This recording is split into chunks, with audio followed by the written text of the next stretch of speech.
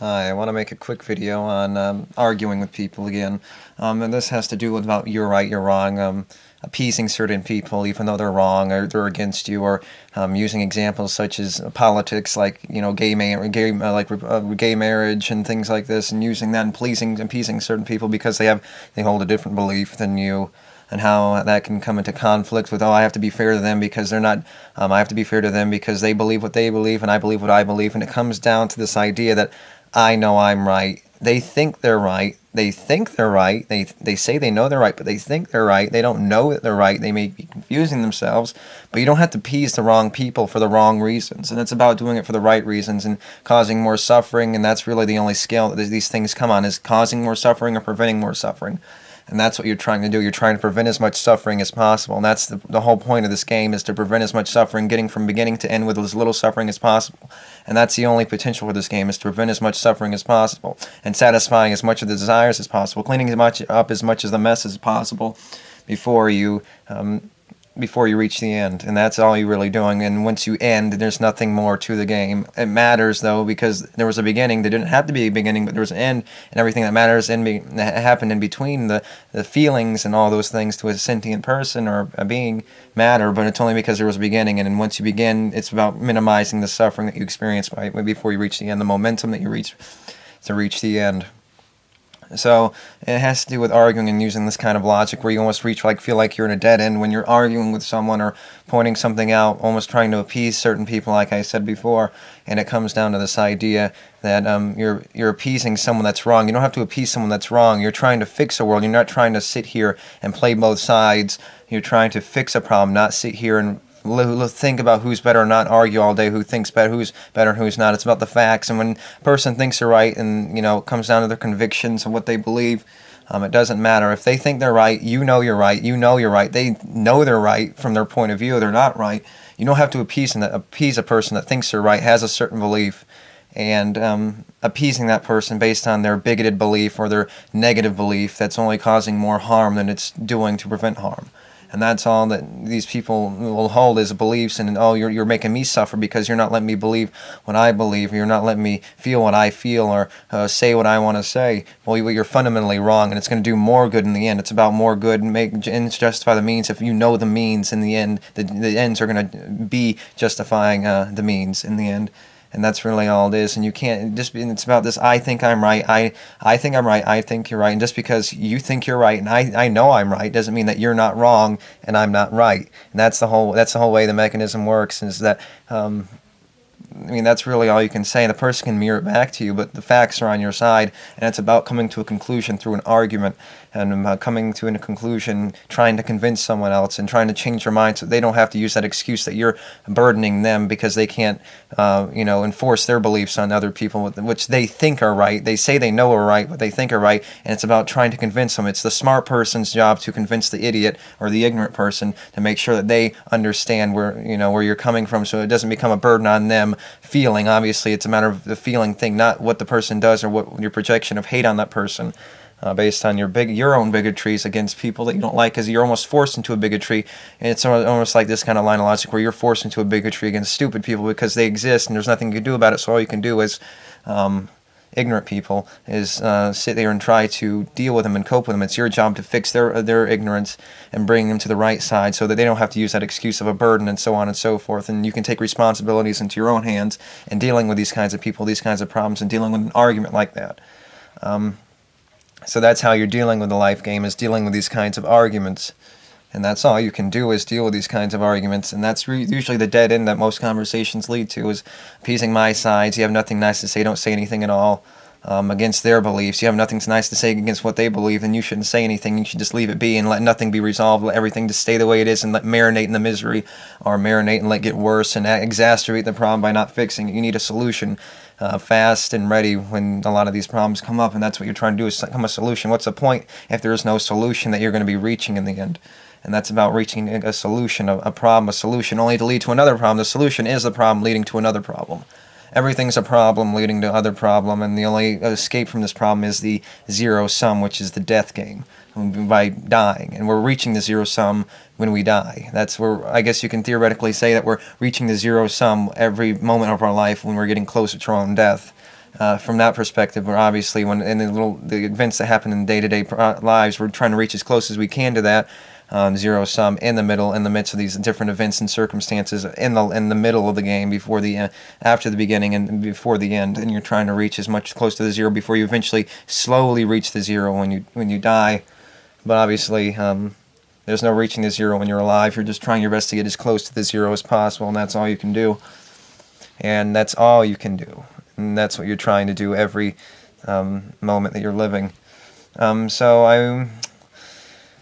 Yes, I mean, when it comes to those kinds of arguments, it comes down to the person, the responsibilities on you. You already have enough. You already have all the burden of knowing all this stuff. Now your burden is on the smart people, on the people that recognize. I'm just using smart and dumb just to get to the point. Having an excuse, you almost have more burden because you have to convince the other people. So let me convince them. And it's harder for the few people to convince more and more, but the more and more that they have, the more people you bring to your side, and the enlightened side, the easier it is. So it's harder to be the first one that's enlightened and trying to convince everyone else, because the more the burden's on you, and you have to convince more people, and more, you have to go through more brick walls and steel walls. You have to go through some very thick walls to get through some people's emotions that they attach to their logic and philosophy, and they can't disconnect it. They have some uncuttable string that you can't cut past when you're trying to get to their logic, because it's so connected to their emotions they can't let go. I don't know why they can't do that. They can still live their emotional life, their fantasy, and still believe in the truth, even though the truth is against their fantasy. Apparently it's too much for them to deal with. I don't see it being too much for them to deal with, other than them not convincing themselves and staying in the same old routine over and over again of just believing the same stuff. You can still live in your fantasy and accept the truth. When you're talking, and you only have to accept the truth, living a life and living a reasonable life, and bring it to a philosophical discussion. That's all you have to do. You can live your fantasy life you can live a fantasy life when you're in the middle of a conversation, but still be talking the truth. It doesn't matter. You can still live your fantasy life. You just have to cut the string, let it go, and you can still you can still hold them in both hands. You have in both hands, someone cuts the strings, someone convinces you and cuts the strings, you can still hold on to them. You can still they're both in your hands. The string doesn't prevent your hands from holding them up. So you can still hold them up. You can still hold them and weigh them more. Actually, you can bend them more than this side and that side more. That's a good analogy. If there's a short string holding them so close together, you can only do this. Now you can fully indulge in your fantasy and fully indulge in the truth more, and you can lift them up higher and lower, more and more, so you can separate the truth from your fantasy and your fantasy from the truth even more. So you don't have to indulge in it and confuse your fantasy with reality and your reality with fantasy and connecting it. You can make your fantasies even go further when you recognize the truth in a way. So that's a good way of putting it. You can let them go more up and down. You can look at it that way. You can let your fantasies go wild now, because the string's not sitting there preventing you from moving up and down as much. Now you can go higher, lower, higher, low. You can go higher now because the string isn't holding them so close together, the truth and your fantasy. So they're almost or in the same hand, and now you can separate them, and you can put one in the other hand, and you can do this now instead of just doing this. I mean, they're always close together. You're moving up and down, but they're both together, so you're not going anywhere from, the same place. They're still touching each other. They're just in the same hand. Now you can separate them. So yeah, that's a good way of looking at it. And I think that's all I wanted to say when it comes to that kind of game we're playing.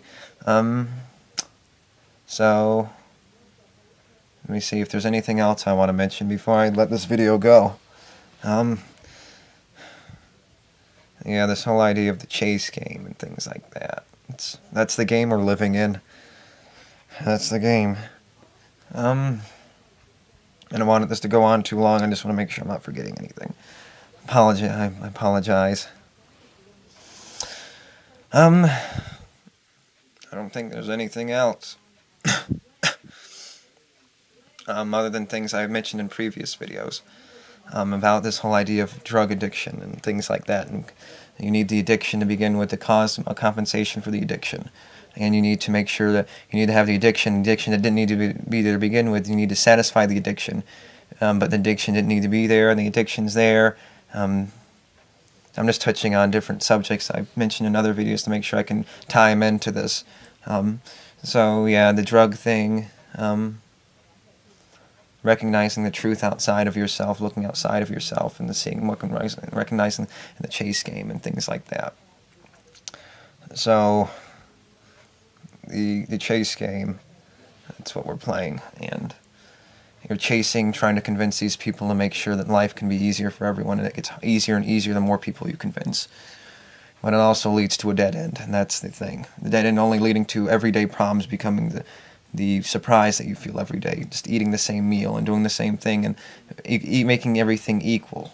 And when you make everything equal, that takes away from the meaning of the game, and that's what makes everything equal. But if you're doing the same thing, making everyone have the same thing, leaving, you know everything, but leaving the day-to-day things be your surprise. But the surprise is nothing interesting, and the surprises are always negative, and the surprise can't be anything positive. And everyone's doing the same thing. Everyone's equal. Everyone's feeling good, and there's no surprise at that point. And that's the whole point of this existence, is having surprises, things that make it so you can experience something more, and that's all we're doing. And there's nothing more to the game than that. And we're stuck between two brick walls, and there's nothing we can do about it. So we're stuck. There's nothing more to this game than that. So I think that's all I wanted to say. So thank you, and until next time, bye.